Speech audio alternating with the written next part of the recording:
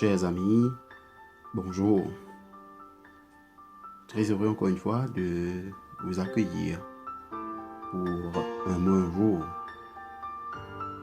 Aujourd'hui, en ce vendredi saint, nous allons parler de la couronne d'épines qui est mentionnée dans l'évangile de Jean au chapitre 19, le verset 2. Nous voici arrivés au vendredi saint, jour fatidique pour notre Seigneur. Après sa condamnation, le voici qui subit des humiliations impensables, des souffrances inimaginables et des douleurs insupportables. Si c'était nous, à la place de Jésus, beaucoup y auraient laissé la vie, rien qu'avec de tels châtiments. Mais Jésus, sachant notre faiblesse, prend sur lui toute cette souffrance pour nous en épargner. Encore une fois, il manifeste son propre amour pour nous. Une des plus grandes douleurs qu'il a dû subir avant que les clous ne transpercent son corps, c'est celle de porter une couronne d'épines. C'est bien de cela que nous allons parler aujourd'hui. Après son procès et sa flagellation, et avant qu'il ne soit crucifié, les soldats tressèrent une couronne d'épines qu'ils posèrent sur sa tête, et ils le revêtirent d'un manteau de pourpre. Ensuite, ils ont commencé à se moquer de lui en lui disant « Salut, roi des Juifs !» Jésus n'a pas porté la couronne d'épines par choix. Elle a été placée sur sa tête par ceux qui voulaient le voir souffrir.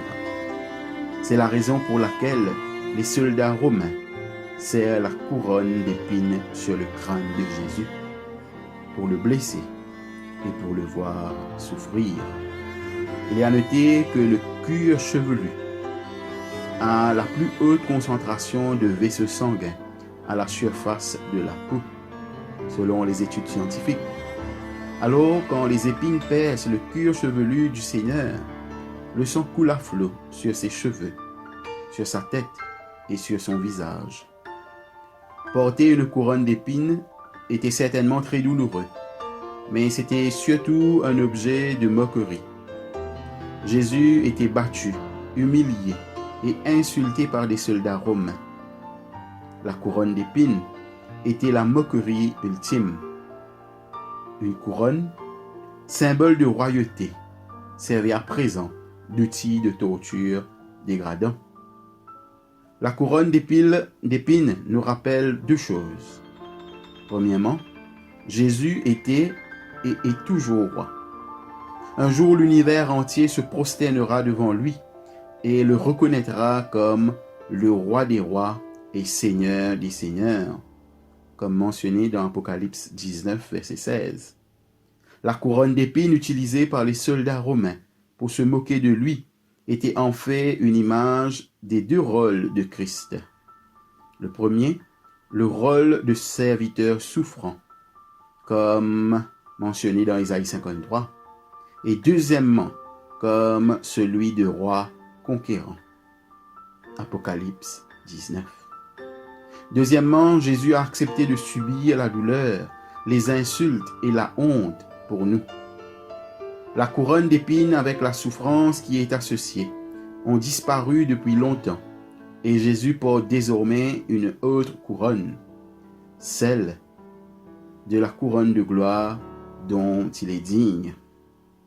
Toutefois, celui qui a été abaissé pour un peu de temps au-dessous des anges, Jésus, nous le voyons couronné de gloire et d'honneur à cause de la mort qu'il a soufferte. Ainsi, par la grâce de Dieu, il a connu la mort pour tout être humain, nous dit l'auteur des Hébreux. La couronne d'épines contient un autre symbole. Quand Adam et Ève ont péché et entraîné le mal et la malédiction sur le monde, un des éléments de la malédiction de Dieu sur l'humanité était le suivant. Le sol est maudit à cause de toi. C'est avec peine que tu en tireras ta nourriture tous les jours de ta vie. Il te produira des ronces et des chardons. Que nous lisons en Genèse chapitre 3, les versets 17 et 18. Les soldats romains ont inconsciemment fabriqué, à partir d'un des objets de la malédiction, une couronne pour celui qui les a délivrés. Christ nous a rachetés de la malédiction de la loi en devenant malédiction pour nous, puisqu'il est écrit « Tout homme pendu au bois est maudit ». Christ, par son sacrifice propitiatoire parfait, nous a délivrés de la malédiction du péché, symbolisée par l'épine. La couronne d'épines, à la base un objet de moquerie, s'est avéré être un excellent symbole de qui il est et de ce qu'il a accompli. Donc voilà pour nous, pour ce matin. Pour un mot, je vous souhaite de passer un très bon moment en ce vendredi saint, en espérant vous retrouver demain.